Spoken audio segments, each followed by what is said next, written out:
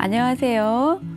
여러분들의 현재 인생 나이의 계절은 봄, 여름, 가을, 겨울 중에 어디에 해당한다고 생각하시나요? 저 같은 경우는 이제 봄은 지나간 것 같고 여름이 막 시작된 것 같습니다. 요새 우리가 흔히 얘기하는 연령대의 개념은 예전과 많이 달라져서요. 40대는 뭐 청춘의 나이, 청년기라고 할 수 있고 50대가 돼야지 성년기, 그리고 60대, 70대가 돼야지 우리가 흔히 예전에 얘기했던 중년의 나이라고 합니다. 이처럼 지금 현재 우리가 생각하는 나이의 개념은 어떤 생체학적인 그런 물리적인 나이가 아니라 내가 마음속으로 생각하고 있는 어떤 마음의 나이가 내 인생에 가장 많은 영향을 미치고 있는 것 같습니다. 여러분들 요새 많이 보시면 가장 떠오르는 그 핫 라이징 스타라고 하는 트로트 가수들의 팬덤 형성된 것만 보아도 60대, 70대, 80대 언니 누님들이 엄청난 에너지를 발휘하면서 팬을 형성하고 있거든요. 그것만 보아도 그분들이 28 청춘의 마음으로 정말 에너지가 엄청난 에너지를 가지고 활력적으로 열심히 삶을 즐기고 계시는 걸로 보입니다. 이 프로그램을 함께 하시는 여러분들도 생체학적인 나이가 아닌 내가 생각하고 있는 어떤 마음의 나이로 내 인생의 주인공은 나다. 지금부터 나의 시대가 도래한다라는 생각으로 프로그램을 즐겨주셨으면 좋겠습니다.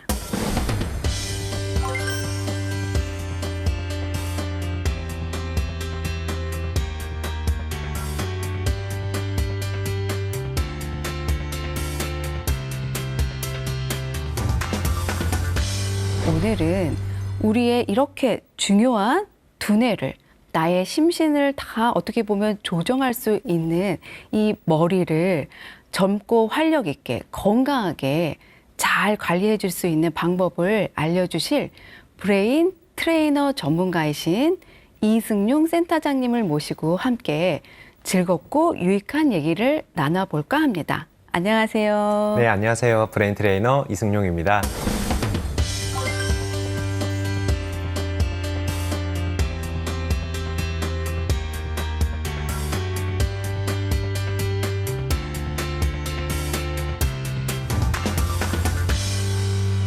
사람들은 보통 쓰는 쪽 뇌만 사용을 하거든요. 이렇게 인간은 새로운 자극에 대해서 되게 불편해해요. 오늘 그래서 제가 그 두뇌 스트레칭을 시킬 수 있는 6가지 운동을 준비를 해봤는데요. 네.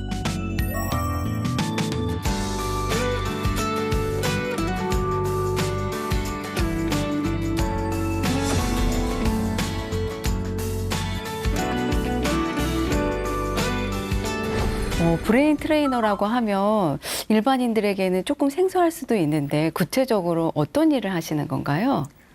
브레인 트레이너라는 거는 우리 평소 사용하지 않는 뇌를 운동을 통해서 자극을 시켜줘서 우리 뇌의 효율성을 높여주는 운동을 말하는 거죠. 네. 그럼 선생님, 제가 어떤 육체적인 요가나 필라테스 이런 스트레칭을 많이 들어봤는데 두뇌 스트레칭은 아직 잘 모르겠거든요. 두뇌 스트레칭이 구체적으로 뭘까요? 사람들은 보통 쓰는 쪽 뇌만 사용을 하거든요. 그렇죠. 동시에 여러 가지 뇌 기능을 같이 사용을 하질 않아요. 우리 일상만 보더라도 매일 똑같은 패턴의 하루가 시작이 되잖아요. 같은 시간에 일어나고 씻고 잠을 자고 하다못해 출퇴근을 할 때도 같은 차선을 탄다든지 그쵸. 같은 교통수단을 이용해서 오잖아요. 이렇게 인간은 새로운 자극에 대해서 되게 불편해해요. 네. 익숙한 거를 되게 좋아하는 거죠. 저도 매일 가던 길만 가고 하던 패턴대로만 계속 반복적으로 그러고 보니까 일상생활을 하고 있는 것 같네요. 네, 그렇기 때문에 우리가 여행이라든지 네. 취미 활동, 그러니까 일상에서 벗어나는 활동들을 할 때 즐거움을 느끼고 우리 뇌가 프레시한 부분들을 느끼게 되는 이유도 그런 이유 때문에 그렇죠. 새로운 자극을 느끼는 거군요. 그렇죠. 네. 그래서 그런 것들을 운동을 통해서 개선시켜주는 게 바로 두뇌 스트레칭입니다. 그러면 두뇌를 나의 어떤 신체적인 운동을 통해서 훈련을 하고 어떤 편향된 쪽으로 쏠린 거를 갖다가 더 건강하게 만들어준다는 의미인가요? 네, 아주 정확하게 잘 말씀해 주셨는데요. 크게 우리가 사용하는 뇌만 계속적으로 사용을 하게 네, 되면요.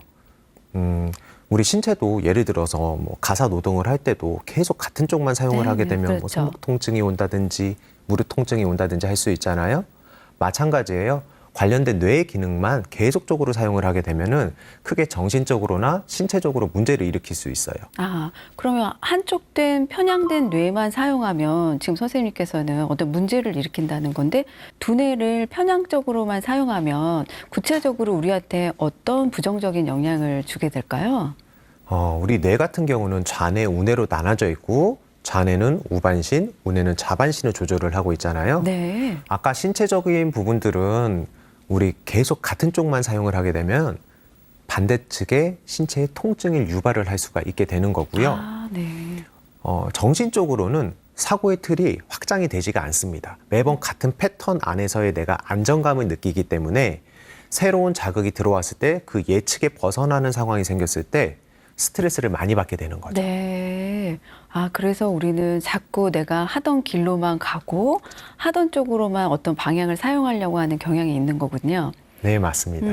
그러면 선생님께서는 몸을 움직여서 나의 어떤 컨트롤 타워인 이 두뇌를 훈련시키고 연습시켜 준다는 건데 어떻게 구체적으로 하신다는 거죠? 오늘 그래서 제가 그 두뇌 스트레칭을 시킬 수 있는 6가지 운동을 준비를 해봤는데요. 아, 네. 너무 재밌을 것 같아요. 사실은 우리가 뭐 달리기를 한다든지 요가나 필라테스를 한다든지 나의 몸을 움직여서 내 몸을 신체를 단련하는 거는 되게 익숙한데 두뇌를 훈련하고 뭔가 좀 건강하게 개발시키고 싶어도 이 두뇌란 것이 뭐 꺼내서 만질 수도 있거나 뭐 볼 수가 없는 거기 때문에 어떤 두뇌 훈련 방법이 막연했는데 오늘 선생님께서 재밌는 방법을 알려주실 것 같다고 하니까 기대가 됩니다.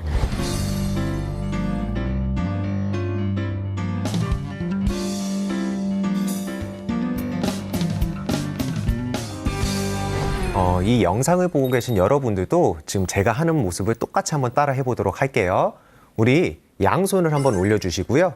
선생님도 같이 해볼게요. 네. 양손을 올려주시고 가위바위보를 할 거예요. 네, 이겨야 됩니다. 이겨야 되는데 저랑 해서 이기는 게 아니라 내 스스로와 가위바위보를 해서 이기는 겁니다. 규칙은 2가지가 있어요.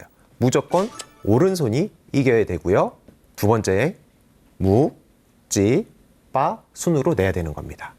아, 오른손은 그러면 무조건 묵지빠를 내야 된다라는 거군요. 그렇죠. 아, 네네. 알겠습니다. 자, 오른손이 이겨야 되고요. 무조건 네. 묵지빠순입니다. 해볼게요. 가위바위보. 아, 오른쪽이 이겨야 된다 그랬죠? 네, 그렇죠. 아, 네. 이렇게. 다시 한번 더. 네. 자, 가위바위보, 네. 가위바위보, 가위바위보. 이게 생각보다 되게 어려운 것 같아요. 네, 그래도 잘 하시네요. 네, 네.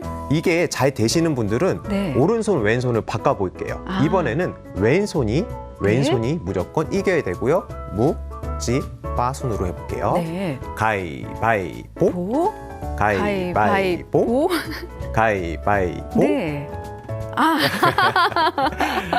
네. 이게 쉽지는 않을 거예요. 네. 이게 왜 쉽지가 않냐면 아까도 말씀드렸다시피 우리 뇌는 평상시에 한쪽 뇌만 사용을 하게 되는데 방금 이 묵지빠 가위바위보를 통해 가지고 동시에 좌뇌, 우뇌를 같이 사용을 하게 된 겁니다.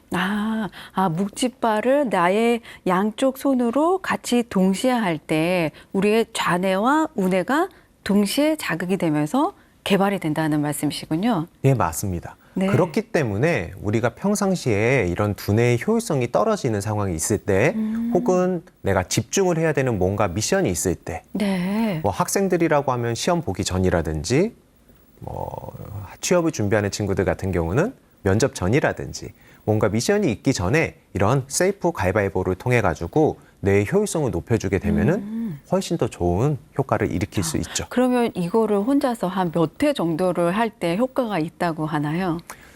사실 몇 회의 기준은 있지는 네, 않고요. 네. 스스로가 했을 때 잘 안 되던 게 돼 가고 있는 그 과정일 때가 네. 내 뇌가 이제 적응을 해 나가는구나라고 네. 봐주시면 되겠고요. 자, 셀프 가위바위보 말고도 네. 간단하게 또 할 수 있는 손가락 체조를 말씀드릴게요.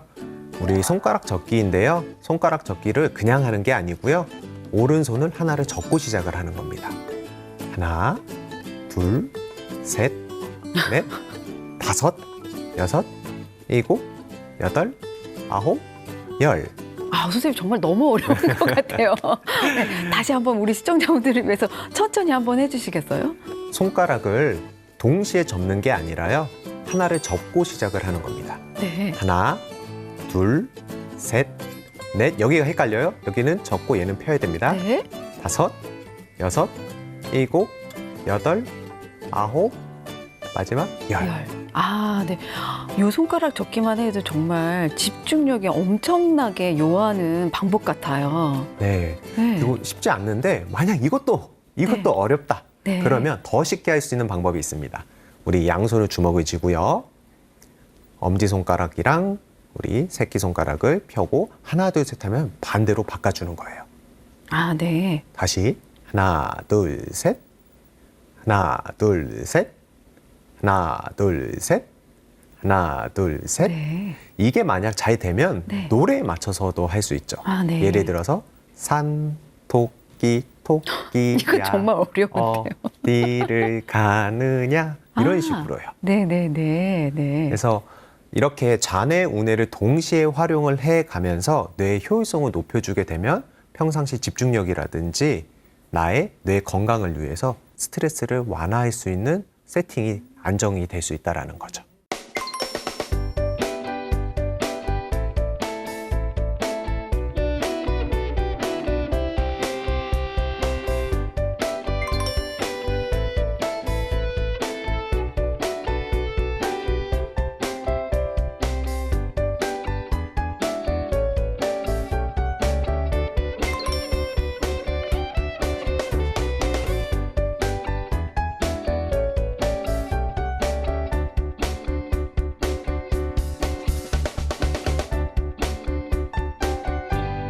이번에는 눈을 활용해서 하는 운동들을 알려드릴게요. 어렵지 않아요. 자기 엄지손가락을 앞으로 쭉 펴주시고요. 이거를 그대로 코 가까이 갖다 대는 겁니다. 그리고 다시 제자리로 돌아오고요. 다시 코 가까이 갖다 대고 다시 제자리로 돌아오고. 이렇게 하게 되면 우리 눈이 가운데로 모였다가 다시 제자리로 가고 네. 모였다가 제자리로 가고 이런 반응이 나와야 되는데 나의 뇌 컨디션이 좋지 않은 경우에는 눈이 잘 안 모일 거예요. 아, 네. 안 모인다라는 거는 눈이 흔들려서 갈 수도 있고요. 네. 끝까지 가야 되는데 끝까지 안 가고 조금만 움직이는 경우도 있고요. 한쪽은 모이는데 한쪽은 가다가 벌어지는 경우도 있고요. 아, 그거는 왜 그런 걸까요? 이게 뇌에서 명령을 내릴 때 우리 뇌는 결국 신경을 조절을 하고요. 네. 그 신경은 근육을 조절을 합니다. 네. 결국 눈을 모으는 거, 이 동작 하나가 우리 뇌에서 신경을 자극해서 근육이 움직이는 일련의 반응인데 뇌에서의 명령 체계가 잘못됐다든지 신경 체계가 잘못됐다든지 혹은 그 근육근의 운동성이 떨어졌을 때 이런 미세 조정에 관련된 눈 근육이 안 됨으로써 이런 안구의 운동의 반응에 나타나게 되는 거죠. 아, 그래서 뭔가 불안하거나 초조할 때 우리가 막 눈동자가 막 흔들리고 안정되지 못한 모습을 보이는 게 그런 이유 때문이군요. 예, 맞습니다. 네. 우리가 뭐 평상시에는 괜찮다가도 약주를 한 잔 한다든지 네. 그러면 우리 눈이 풀린다라고도 그쵸, 하잖아요. 맞아요. 같은 이치예요. 우리가 사람의 눈을 보면은 이 사람이 얼마나 지금 집중을 잘 하고 있는지 네. 생기가 있는지를 확인할 수 있듯이 눈의 운동성을 통해서도 간단하게 확인해 볼 수 있죠. 그럼 우리가 눈의 운동성을 확인함으로써 나의 눈의 점수가 몇 점인지도 알 수 있다는 거네요. 그렇죠. 네. 그래서 10번을 해봐가지고요. 7번 성공이 돼야 됩니다. 네. 그래서 이거는 혼자 하면은 잘 보기가 힘드니까 뭐 배우자라든지 우리 다른 지인들과 같이 서로 한번 해주는 거죠. 눈 모으기를. 네. 그러면 우리가 집에서 부부간에 혹은 자녀와 함께 서로 마주보면서 눈 모으기 훈련을 열심히 자주 해야지 머리가 점점 좋아지겠군요. 네, 아주 좋은 말씀이시고요. 이게 뇌과학적으로도 연결되어 있는 게 우리 뇌에는 신경이 있어요. 그 뇌에는 12개의 신경이 있는데 그중에 눈에만 가서 달라붙어 있는 신경이 무려 3쌍이 있습니다. 네. 그렇기 때문에 뇌의 기능이 좋을 때는 안구의 운동성이 좋아질 것이고요. 뇌의 기능 컨디션이 떨어졌을 때는 눈의 운동성도 같이 떨어지게 되는 것이죠. 그러니까 우리의 시신경을 자극해서 두뇌를 운동하자라는 말씀인 것 같습니다. 네, 아주 정확하고요. 이게 잘 안 되시는 분들 같은 경우는 다른 형태로도 운동을 할 수 있는데요. 표적을 하나 정해두고 이번에는 표적이 움직이는 게 아니라 제가 움직이는 거예요. 도리도리 하면서 좌우로. 이때 시선은 표적을 계속해서 바라보고 있는 거고요. 우리가 책을 볼 때도 그냥 보는 게 아니라 한 페이지를 읽을 때는 좌우로, 옆 페이지를 읽을 때는 상하로 이런 식으로 눈을 고정점을 정해놓고 제 고개를 움직이게 되면은 우리 귀 안에 있는 전정신경이라고 해서 네. 평상시 어지러움을 많이 느끼시는 어르신들 같은 경우에는 매우 효과적인 운동이 될 수 있죠. 그러면 그걸 조금만 더 정확하게 이렇게 고개를 흔든다고 하셨는데요. 고개를 흔들 때 눈동자도 같이 움직이는 건가요? 눈동자는 같이 움직이면 안 돼요. 네. 표적을 정확하게 내가 바라보면서 네네. 고개만 움직여야 되는데요. 네. 이게 잘 안 되시는 분들 같은 경우는 고개 돌리는 이 각도를 줄여주시면 됩니다. 살짝이라도 괜찮아요. 네, 네. 그러면 이제 어떤 목표 지점을 하나 정해놓고 눈동자는 고정한 채로 고개만 살살 이렇게 돌려주는 방법을 말씀하시는 것 같습니다. 네, 맞습니다. 네. 그럼 또 다른 방법이 뭐 있을까요? 이번에는 표적을 두고 팔자를 만들어 주시면 되는데요. 이때 주의해야 될 점은 고개가 움직이면 안 되고요. 역시 눈이 표적을 따라가는 겁니다.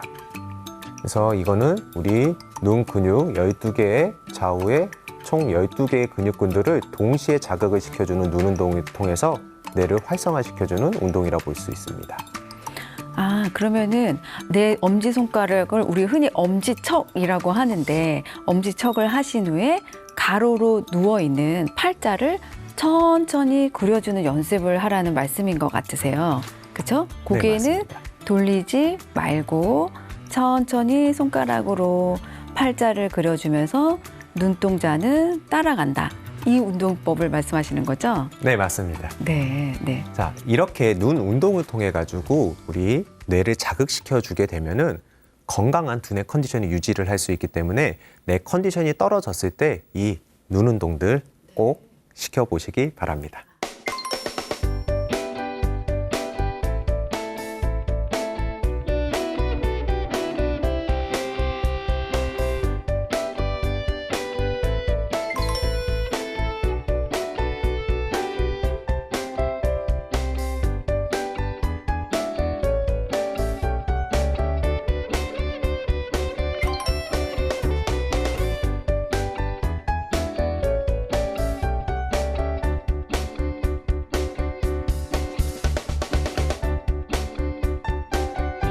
그리고 선생님께서 말씀하신 것 중에 스트레스를 받은 우리 두뇌에 주름을 펴주자 이런 말씀을 하셨던 걸 제가 들은 것 같아요. 근데 두뇌에 주름을 핀다라는 의미가 뭘까 정말 궁금했었거든요. 두뇌 주름을 핀다라는 거는 사실 이해를 돕기 위해서 핀다라고 얘기했지 네. 지금 제가 알려드린 이런 두뇌 운동들을 하게 되면 두뇌 주름이 오히려 더 많아질 거예요. 아, 네. 두뇌는 주름이 많아질수록 좋은 거잖아요. 네. 반면 이런 뇌의 기능이 향상이 되면서 얼굴에 대한 우리 신체의 주름들은 같이 펴질 수 있고요. 아, 그러면 우리가 이렇게 두뇌 선생님께서 알려주신 방법들로 두뇌의 스트레스를 제거해주고 두뇌의 주름을 많이 늘려주는 두뇌 개발법을 많이 사용하면 얼굴에 있는 주름도 많이 사라진다는 뜻이군요. 네, 아주 잘 설명해 주셨고요. 거기에 관련된 다른 운동들도 같이 말씀드릴게요. 아, 네, 네. 우리가 크게 나이를 먹으면 같이 떨어지는 것 중에 하나가 균형 감각이에요. 네, 그렇죠. 네. 그러니까 자주 넘어지게도 되고 어지럼증도 많이 느끼게 되고 그래서 이 부분들이 내가 얼마나 안정적인지 혹은 이 기능을 어떻게 올릴 수 있는지를 확인해 볼 수 있는 운동들인데요. 같이 한번 해볼게요. 네. 양손을 옆으로 펼쳐주시고요. 눈을 감아주시고 가운데 손가락 있죠? 가운데 손가락을 코끝으로 한 번씩 번갈아가면서 터치를 해볼게요. 오른손 한 번, 왼손 한 번, 오른손 한 번, 왼손 한 번. 네, 코끝에. 네. 반대쪽도, 반대쪽도, 반대쪽도. 자, 이걸 한번 해보셨는데 이게 잘 되시는 분들도 계실 거고 잘 안 되시는 분들도 계실 거예요. 특히 손끝이 코 가까이 왔을 때 흔들린다. 네. 옆에서 봤을 때 그런 분이 있다라고 하면은 운동 정말 많이 해주셔야 됩니다. 아, 저도 뭔가 이렇게 가까이 갔을 때 과연 코에 잘 닿을까 하는 불안한 마음 때문에 멈칫하게 되는 것 같아요. 네, 우리 나이를 많이 먹게 되면 또 무서운 질병 중에 하나가 이제 파킨슨병이라고 해서 네, 근육 조절을 하기 어려운 병이 생기게 되잖아요. 이때 같은 형태의 모습들이 나타날 수 있어요. 그런 분들은 손끝 터치라든지 이 미세 조정에 대한 기능들이 같이 떨어지기 때문에 평상시에 이런 손가락 감각 훈련들, 네. 밸런스 운동들을 통해 가지고 나의 뇌를 건강을 지켜주게 되는 거죠. 아, 이때는 눈을 반드시 감고 해야 되나요? 눈을 뜨고 하셔도 되는데 네. 그 효과를 극적으로 가져가려면은 눈을 감고 하는 거를 추천드립니다. 아, 사실 정말 별거 아닌 것 같은 운동인데 그게 우리 어떤 치매나 파킨슨 병에도 예방할 수 있는 좋은 팁이라고 하니까 굉장하군요. 이거와 마찬가지로 내가 나의 감각 체계가 안정적으로 유지가 되고 있는지를 확인해 볼 수 있는 네. 그런 운동법도 있는데요. 지금 이제 거리가 약간 있어서 그런데 2명이서 같이 해주시면 좋아요. 손바닥에 눈을 감고 번호를 매겨주는 거예요. 1번, 2번, 3번, 4번, 5번. 네. 그래서 상대방이 손가락을 터치를 해주는 거죠. 아, 네. 그래서 눈을 감은 상태에서 터치를 딱 느꼈다. 거기가 몇 번인지 이야기를 해봐서 그게 똑바로 내가 느껴지는지 네. 혹은 잘못되게 인지를 하는지. 근데 대부분은 잘 될 거예요. 잘 된다라고 하면 손가락 마디를 아래로 한 칸씩 이동을 시켜주는 겁니다. 네. 아래로 이동 하게 되면은 훨씬 더 감각 인지가 잘 안 될 거거든요. 아, 그럼 터치해주는 부분을 아랫방향을 터치를 해주라는 말씀이신 건가요? 네, 잘 되는 경우에는 그렇게 네. 감각이 무뎌지는 아래쪽으로 터치를 해줘라라는 거죠. 네네. 우리 신체에서 가장 예민한 부위가 3군데가 있는데요. 손, 네. 입, 그리고 아. 성기 부분인데 아. 그 중에 가장 예민한 것 중에 하나인 손을 자극을 통해서 내가 인지가 얼마나 잘 되는지 네. 혹은 잘 되지 않는지를 이 감각 훈련을 통해서 확인해 볼 수 있죠. 그러면 이 터치를 했을 때 이거를 잘 인지가 안 되는 경우에는 우리의 뇌가 그만큼 노화됐다라고 볼 수 있나요? 네, 맞습니다. 그 노화뿐만이 아니라 내가 너무 스트레스를 받으면은 아, 네. 우리 근육은 같이 경직하게 되어 있어요. 그렇죠. 그럴 수도 있기 때문에 그럴 때는 명상이라든지 호흡을 통해 가지고 스트레스를 내려주고 아까 배웠던 그런 두뇌 스트레칭 운동들을 통해서 나의 뇌 건강을 유지를 하게 되면은 다시 잘 될 수 있을 겁니다. 아, 그러면 듣고 보니까 선생님이 말씀하신 것처럼 어떤 우리 손바닥은 나의 두뇌의 센서와도 같은 곳이라는 생각이 드네요. 네, 맞습니다. 네. 그만큼 미세한 근육을 조절하는 곳이 손이기 때문에 손의 움직임을 평상시에 많이 가져가 주세요. 네. 아, 그래서 옛날부터 손을 많이 쓰고 손가락, 글씨도 많이 쓰고 손을 많이 활용하라는 말씀이 있었던 것 같습니다.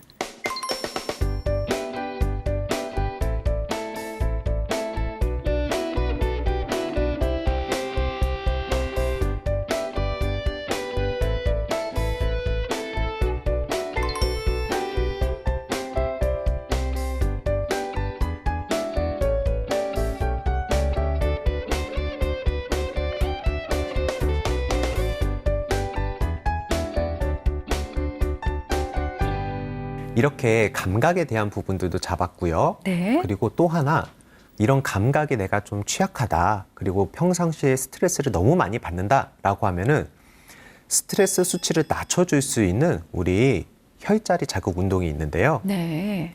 우리 같이 한번 실습을 네, 해볼게요. 평상시에 어디를 터치를 하면 되냐? 우리 관자돌이 있죠? 네. 관자를 계속 터치를 해주시고요.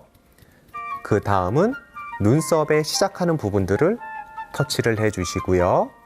여기 눈썹 시작 네. 부분이요. 그리고 다시 관자로 돌아왔다가 우리 백헤어리라고 하는 우리 정수리 부분 쪽을 터치를 해주시고요. 그리고 다시 관자로 돌아왔다가 눈 밑으로 다시 관자로 돌아왔다가 인중으로 다시 눈 밑으로 관자 다시 입술과 턱 중간 사이를 터치를 해주는 게 우리 뇌로 가는 혈류량을 증가시켜주는 혈자리들이거든요. 네. 여기를 터치를 하는데 그냥 하는 게 아니고요. 네. 반드시 같이 해줘야 될 게 내가 가장 스트레스를 받는 상황을 꼭 말로 표현을 하면서 해야 되는 거예요. 아, 그래요? 그럼 어떻게 해야 되는 거죠? 뭐 예시를 들면 제가 뭐 어제 뭐 부부싸움을 했어요. 네. 그러면 부부싸움을 해서 너무 화가 났다. 예시를 들으면서 해볼게요. 나는 어제 아내와 부부싸움을 해서 매우 속상하지만 그럼에도 나는 괜찮다. 이런 식으로 내가 가장 스트레스를 받는 상황은 말로 꼭 표현을 해주면서 네. 맨 마지막에 제가 뭐라고 이야기했었죠? 괜찮다라고 말씀하셨던 것 같아요. 네. 꼭 마지막에는 괜찮다라고 하면서 나의 생각의 프레임을 바꿔주는 그런 단어를 꼭 말을 해줘야 되는 겁니다. 네. 아, 어떻게 보면 선생님께서 말씀해 주신 게 나의 스트레스에 대한 상황을 바로 직면해서 스스로 얘기해보고 그리고 마지막에는 괜찮다라는 말로 또 인정하고 받아들이는 거를 나의 어떤 두뇌 혈자리와 관련된 혈자리를 두드려가면서 하는 방식인 것 같으네요. 네, 맞습니다. 뇌의 혈류량을 증가해서 뇌의 활성도를 높이고 그때 내가 두뇌의 에너지가 올라왔을 때 내가 가장 스트레스 받는 상황을 직면하게끔 해줘서 이거를 이기게끔 만들어주는 거죠. 네. 아니, 저희들이 이제 심리치료할 때 ETF라는 그 혈자리를 두드리면서 하는 방법이 있는 것 같은데 그것과 매우 유사한 두뇌 훈련법인 것 같습니다. 네, 맞습니다. 네. 그리고 이런 두뇌 훈련 방법에도 또 한 가지 같이 적용을 해보면 좋은 게 있는데요.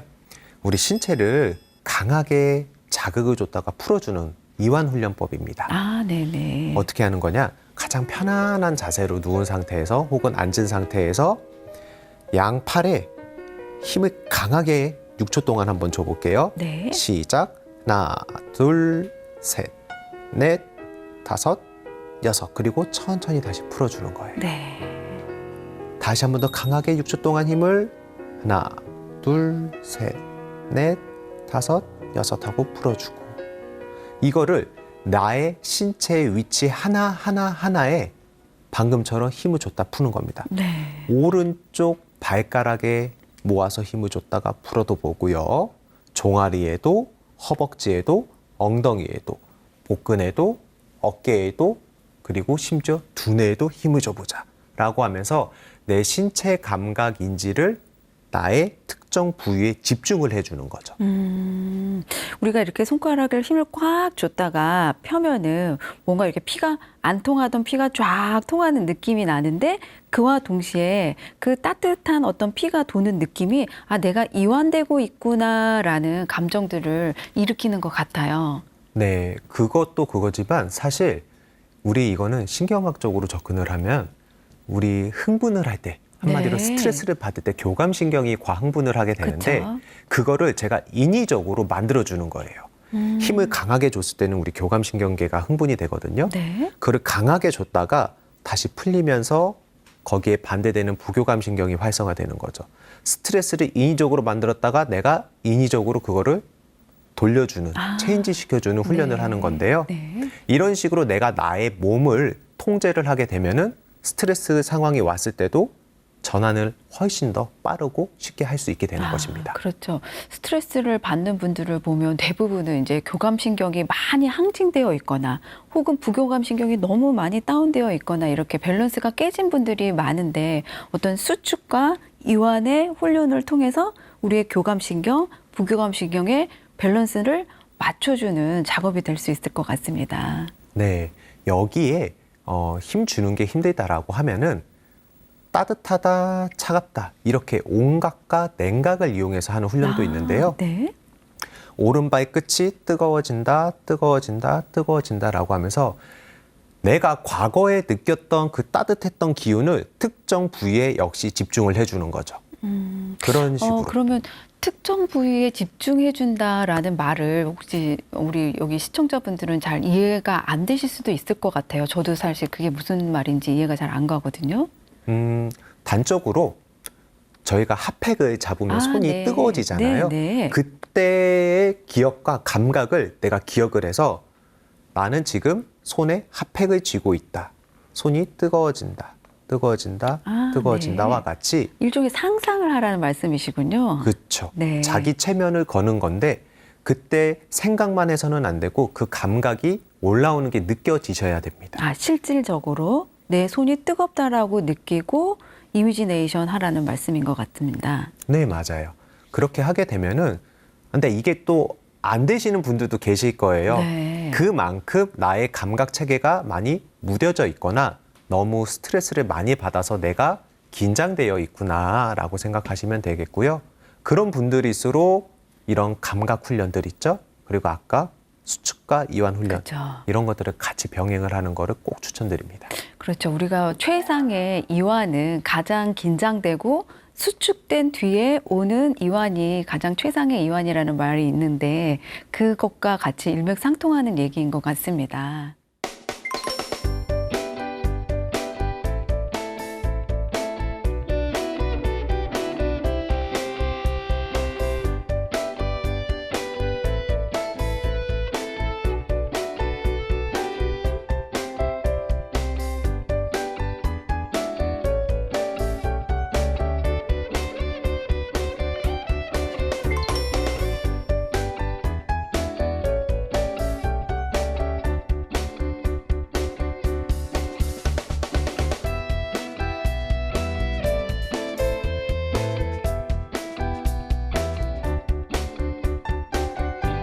그리고 스트레스를 통제할 수 있는 그런 운동들이 또 있거든요. 네. 평상시에 내가 스트레스를 이겨내지 못하시는 분들, 특히 욱하시는 분들 많으시죠? 그때 화를 내가 통제할 수 있는 힘, 그거를 키워주는 운동은 바로 던지기 운동인데요. 네. 집에 양말 있잖아요. 네네. 양말을 이용해서 해도 되고요. 혹 콩주머니라든지 이런 작은 공이 있으면은 공을 이용하는 것도 하나의 방법입니다. 집에 가장 많이 있을 양말을 이렇게 말아가지고요. 던져주면 돼요. 어디로 던지나요? 이게 중요해요. 던질 위치와 높이를 정확하게 정해주셔야 되는데요. 네. 그냥 던지는 게 아니라 위로 던질 건데 어디에서 어디까지 머리를 넘어가면 안 되고요. 턱 위로 던져야 됩니다. 이렇게 미션을 주는 거예요. 머리 위로는 안 된다. 턱 위로는 던져야 된다. 한마디로 얼굴 높이까지만 던져야 된다. 해서 던지고 잡고, 던지고 잡고, 던지고 잡고. 정말 별거 아닌 이 던지기 운동에 하나의 저희가 타겟을 정해놓는 거죠. 네. 근데 이 던지는 타겟 범위를 스스로 내가 정하는 거군요.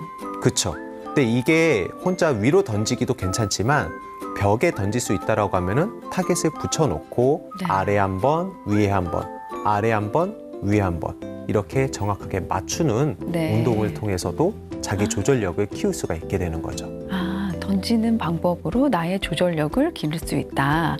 네, 집에서 쉽게 할 수 있는 방법일 것 같아요.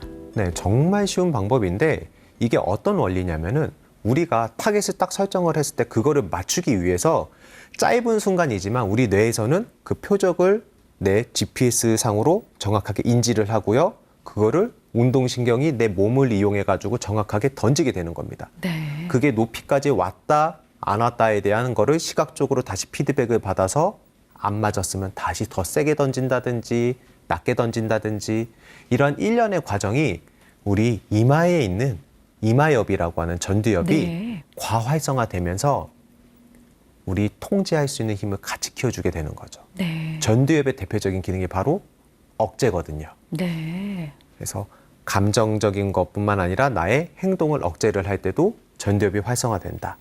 활성화되는 그 기능을 던지기 운동을 통해서 키울 수가 있다 이겁니다. 요새 뉴스를 보다 보면은 욱하는 본인의 성질에 못 이겨가지고 여러 불상사가 많이 일어나는 것 같은데 그런 분들이 이 훈련을 자꾸 하셔도 도움이 되겠네요. 네, 맞습니다. 그래서 평상시에 내가 욱하는 성질이 더 있다. 그러면 이걸 한번 해보세요. 네. 위치를 조절을 해가지고. 욱할 때 화를 내지 말고 공을 던지자라는 네, 말씀이었던 좋습니다. 것 같습니다.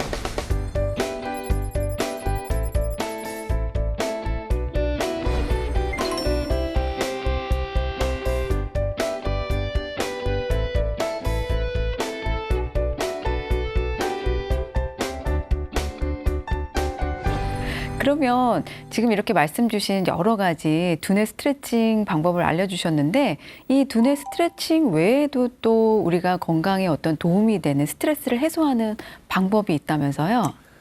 네, 저희가 스트레스라고 생각을 하면 크게 정신적인 스트레스만 스트레스라고 생각하는데 네. 사실 또 다른 스트레스가 하나 더 있습니다. 그렇죠. 바로 화학적인 스트레스예요. 네.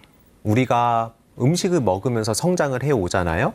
근데 이게 먹었을 때 어떤 음식은 나의 영양분이 되기도 하지만 어떤 음식은 나의 독성 물질로 나의 면역 체계를 흐트러 놓거든요. 아, 그러면은 우리가 흔히 생각하는 어떤 스트레스에 정신적인 스트레스 말고 뭐 그 다음에 생각해 볼 수 있는 건 육체적인 스트레스 정도인데 선생님 말씀은 육체적인 스트레스가 있고 정신적인 스트레스가 있고 그리고 화학적인 스트레스가 있는데 그 화학적인 스트레스 중에 음식물이 아주 많은 영향을 미친다는 얘기시군요. 네, 맞습니다. 어떤 음식을 먹느냐에 따라서 우리 뇌는 성장하기도 퇴행하기도 합니다. 네. 특히 이 한 단어는 꼭 기억을 해주셔야 되는데요. 바로 당입니다. 당.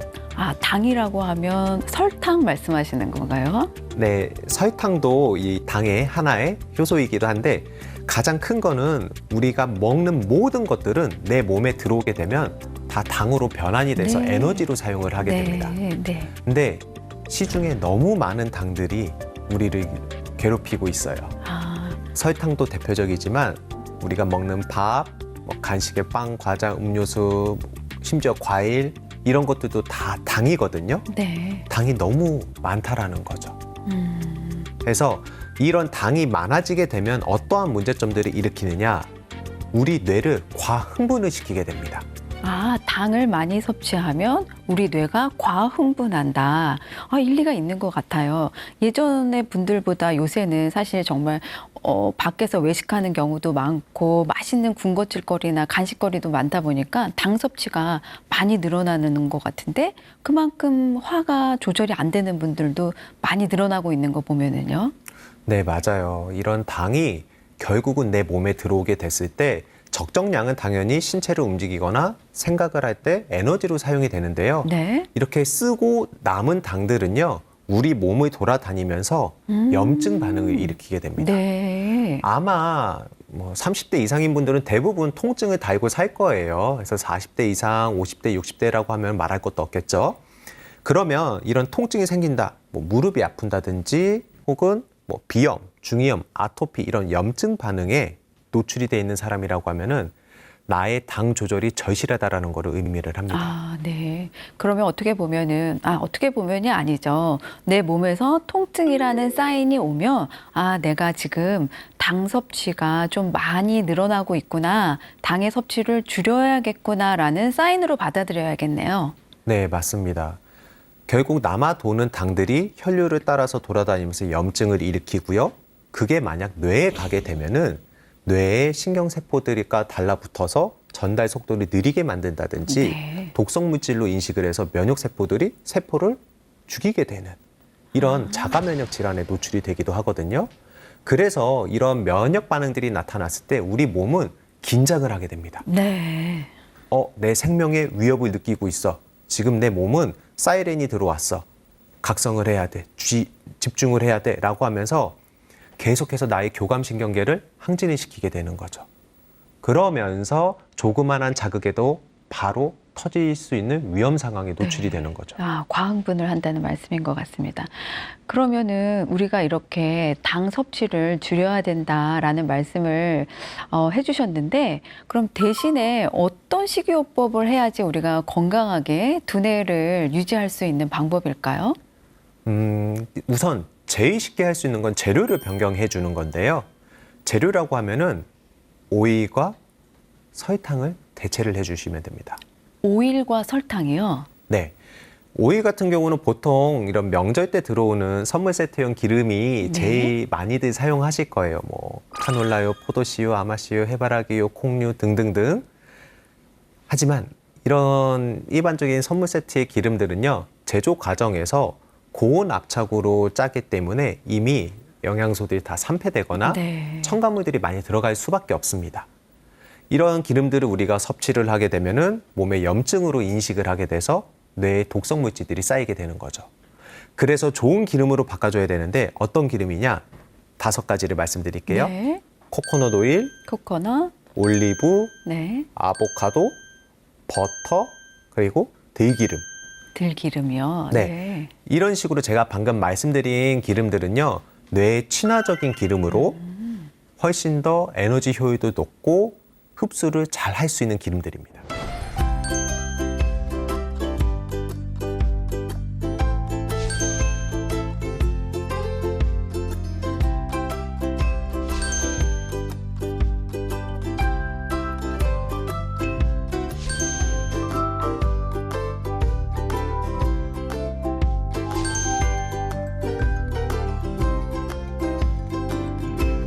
아, 그렇죠. 우리 뇌의 70% 이상, 80% 이상은 지방으로 이루어졌다고 제가 알고 있는데 그 지방으로 이루어진 기름을 좋은 양질의 기름을 먹어줘야지 건강에 도움이 된다는 것 같습니다. 네, 맞습니다. 똑같이 계란 후라이를 먹더라도 식용유로 해서 후라이를 한 거랑 코코넛 오일로 네. 후라이를 한 거랑 했을 때 내 몸에서 받아들이는 에너지가 다르게 사용이 되기 때문에 반드시 이런 기름을 바꿔주는 걸 추천드리고요. 또 한 가지가 아까 말씀드린 설탕인데요. 설탕 대신에 프락토 올리고당이라고 네. 식이섬유가 많이 들어가 있는 이 올리고당을 대체할 것을 추천드립니다. 아, 그러면 그 올리고당은 식이섬유가 많이 있어서 장에도 도움이 될 것 같은데요. 네, 맞아요. 장에는 유익균과 유해균이 서로 이제 지지고 볶고 잘 이렇게 유지를 하고 있는데 유익균이 많아져야지 나의 면역 체계가 안정적으로 돌아가게 되는데 설탕은 유해균의 먹이가 되고요. 네. 식이섬유는 유익균의 먹이가 됩니다. 그래서 어떠한 식이를 넣어주느냐에 따라서 장내 환경이 변하게 되고 장내 환경이 안정적일 때는 나의 스트레스 관리도 안정적으로 이루어질 수 있다라는 거죠. 아, 그러면은 유익균의 먹이인 식이섬유를 많이 섭취하셔서 유익균의 증가를 늘리라 이 말씀인 것 같습니다. 네, 그만큼 장 기능이 되게 중요한데요. 장에는 우리 세로토닌이라고 네. 행복 호르몬이 장에서 90% 이상이 생성이 됩니다. 그렇기 때문에 평상시에 스트레스에 많이 취약하신 분들 같은 경우는 이 세로토닌 수치가 매우 낮을 거예요. 그렇기 때문에 장 기능 관리만 잘한다 하더라도 세로토닌 수치가 높아지고요. 중요한 건 이 세로토닌은 저녁이 되면 수면 호르몬인 멜라토닌으로 전환이 네. 됩니다. 네. 불면증처럼 잠을 잘 못 주무시는 분들은 꼭 이런 식이 조절을 같이 병행을 하면은 수면의 질도 향상될 수 있습니다. 아, 맞습니다. 장을 잘 관리해서 우리의 수면의 질까지 향상시키자라는 정말 좋은 말씀이었고, 그래서 우리의 장이 제2의 뇌라는 얘기도 있는 것 같습니다.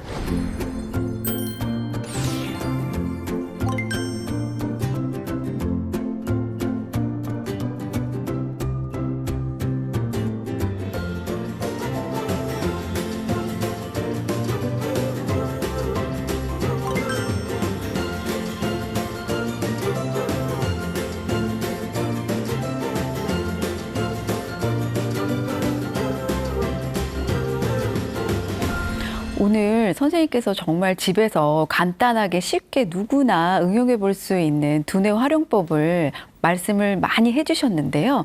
그러면 마지막으로 꼭 당부하고 싶은 얘기가 혹시 있으신가요? 네, 한 가지만 강조해서 말씀드리겠습니다.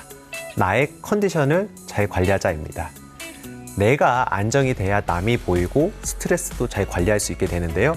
그 컨디션의 첫 번째는 앞서 이야기한 먹는 거 있죠? 네. 재료를 바꿔서 나의 화학적인 스트레스를 줄여주고 오늘 같이 배웠던 두뇌 스트레칭 운동들을 통해서 나의 신체적인 그런 건강을 유지를 해 나가는 것을 추천드립니다. 아, 네. 오늘 말씀 감사합니다. 네, 감사합니다. 어떠셨나요? 오늘 선생님께서 두뇌를 활용하여서 내 인생을 좀 더 즐겁고 활기차게 즐길 수 있는 방법을 아주 쉽고 간단하게 잘 가르쳐 주신 것 같습니다. 여러분들도 오늘 배운 방법 중에 하나라도 선택하셔서 매일매일마다 좋은 습관으로 두뇌를 건강하게 잘 유지시키길 바라봅니다. 오늘도 건강하고 행복한 하루 되시길 축복드립니다.